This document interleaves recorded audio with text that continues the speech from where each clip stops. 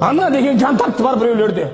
Бақытты жандар олар. Ана Пайғамбар саллаллаху алейхи вассалам ата-анасына құрмет қылып атқандарға қызыға және қызғана қараңдар деген.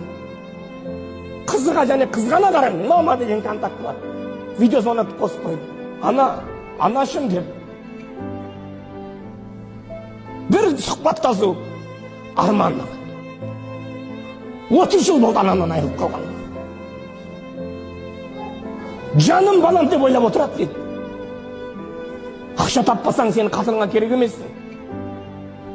Әкенің жақындығы жездеде ақ дейді. Баламен тұрсайшы енді, ер жеттің ғой, ақша тап дейді. Бірақ ақшасыз кімге керексің сен? Анаңа керексің. Ақшасыз сен анаңа керексің. Ана деген жан тапты бар біреулерде. Бақытты жандар олар. Ана Пайғамбар саллаллаху алейхи вассалам ата-анасына құрмет қылып атқандарға қызыға және қызғана қараңдар деген.